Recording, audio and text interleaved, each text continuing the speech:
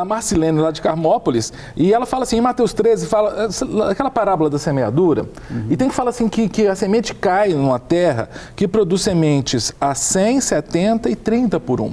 A pergunta da Marcilene é interessante, nunca tinha pensado nisso. A mesma semente, na mesma terra, produz 100 de um lado, 70 do outro, 30, entende? A pergunta ela produz em quantidades diferentes se cai na mesma terra?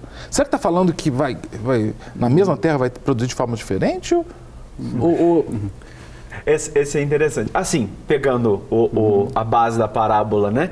É verdade que cada árvore é diferente uma da outra. Sim. Você pode estar plantando com o mesmo solo, com o mesmo adubo, uma vai dar mais fruto, a outra não, uma vai demorar mais para amadurecer, a outra não é uniforme, né? Assim como pessoas e animais são indivíduos, plantas também são, né? As árvores são individuais. Sim. Mas tentando fazer a aplicação da parábola, eu imagino que mesmo sendo boas terras, mesmo sendo bons cristãos, não necessariamente todo mundo é tão frutífero quanto, né? Ou o fruto é pessoas diferente, crescem mais. né, Braulio?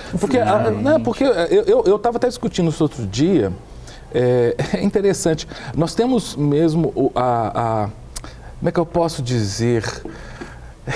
A ditadura da quantidade no mundo contemporâneo. Sim, esse legalismo. Você tem que dar quantidade. E isso é um perigo.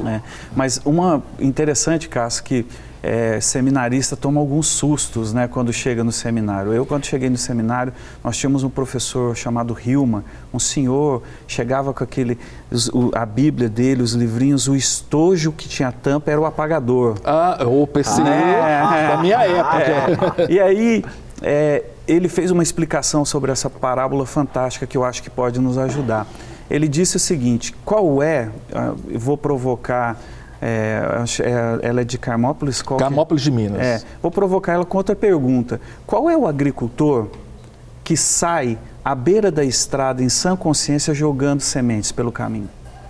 E ele fez essa pergunta para a gente na abertura da aula. Interessante. Aí, tipo assim, ele está dizendo, saiu a semear à beira do caminho, entendeu? Peraí, então eu vou sair aqui na estrada, lá em Carmópolis, vou sair jogando. Fernão Dias passando em Carmópolis. Não tem sentido. Mas o contexto da parábola é muito interessante para quem ela estava sendo direcionada. O coração de quem estava recebendo aquilo. Eles sabiam do contexto. Eles moravam em uma comunidade onde as casas eram em volta.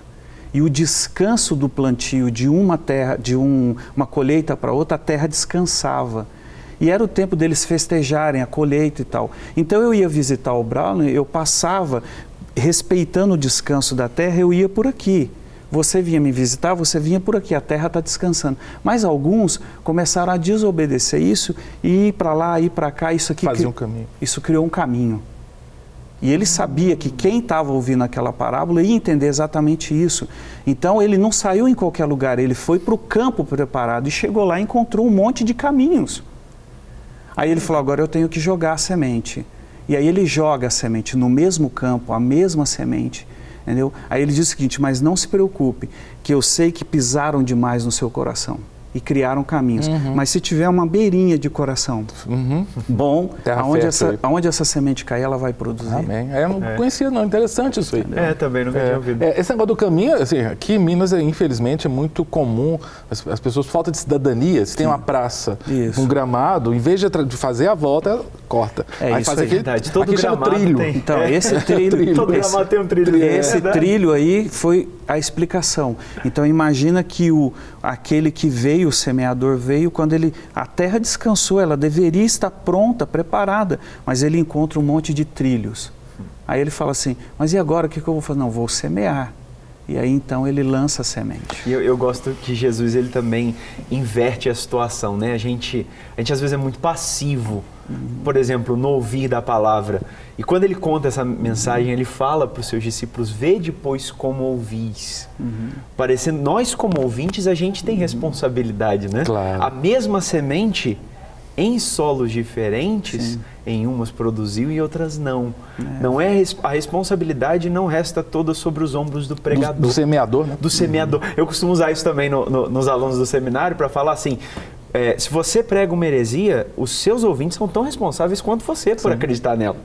Então não pregue heresia, mas também seja responsável na hora de ouvir, né? Exatamente. Veja como ouve. Não quer ficar um segundo por fora da nossa programação? Agora você pode nos acompanhar através das plataformas digitais. Queridos amigos e amigas, preciosos irmãos e irmãs, não perca tempo.